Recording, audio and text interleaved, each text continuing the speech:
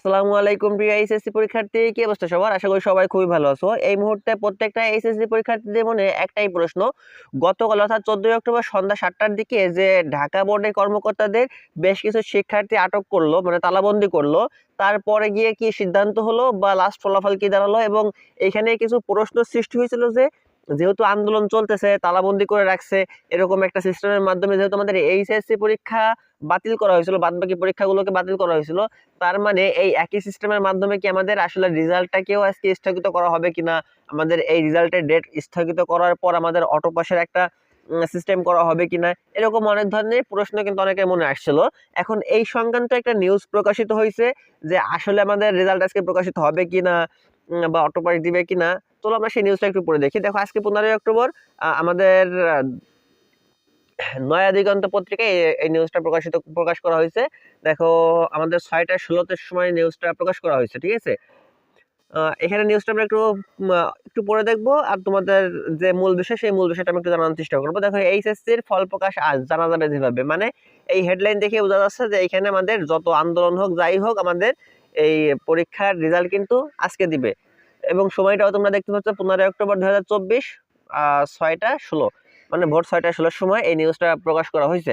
ওকে, এখানে যে কথা বলা হয়েছে আমরা সেই নিউজটা একটু পড়বো। এখানে তোমরা হয়তোবা হেডলাইন দেখেই বুঝতে পারতেছো যে আসলে কোনো কিছুর মাধ্যমেই তোমাদের পরীক্ষার রেজাল্ট দেওয়া আজকে বন্ধ করা সম্ভব হয় নাই, মানে আজকে পরীক্ষার রেজাল্ট দিবে।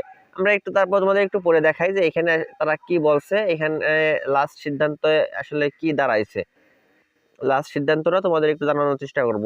আমি এই বক্সটা পড়বো, এই বক্সটার দিকে একটু খেয়াল করো সবাই। বলা হয়েছে, দেশের 11টি শিক্ষা বোর্ডের অধীনে অনুষ্ঠিত এবছর এইচএসসি এবং সমমান পরীক্ষার ফল আজ মঙ্গলবার সকাল 11টায় প্রকাশ করা হবে।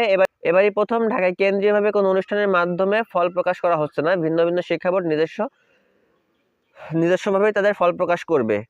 ওকে, এখানে আমরা তারপর একটু দেখবো। এখানে মেইন ব্যাপারটা যা হচ্ছে, আমি তোমাদের সেই জিনিসটা একটু দ্বারা ক্লিয়ার করে দিই। আমি নিউজটা একবার পড়ছি, আমি এখন তোমাদের তোমরা এখান থেকে চাইলে একবার পড়ে নিতে পারো। এখানে তোমরা দেখতে পাচ্ছ, আর আমি একটু সারসংক্ষেপটা তোমাদের বলে দিই।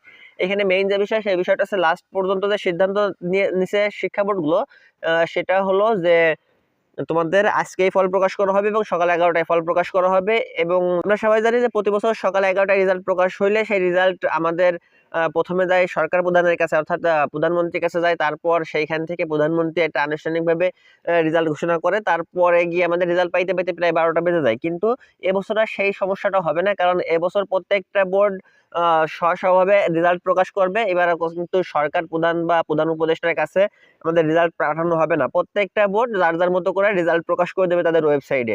তার জন্য সবাই সকাল 11টায় ঠিক 11টায় রেজাল্ট দেখতে পারবে, যার যার বোর্ড থেকে শেষের রেজাল্ট কিন্তু দেখে নিতে পারবে। এখন এখানে কিছু কথা থাকে, তাহলে শিক্ষার্থীরা যে আন্দোলন করলো সেই আন্দোলনের ফলাফল কি দাঁড়ালো? আন্দোলনের কি কোনো মূল্য নাই? আন্দোলনের অবশ্যই মূল্য থাকতো, যদি তোমরা আরো আগে থেকে আন্দোলন করতে, তাহলে হয়তো বা কিছু একটা করা সম্ভব হইতো।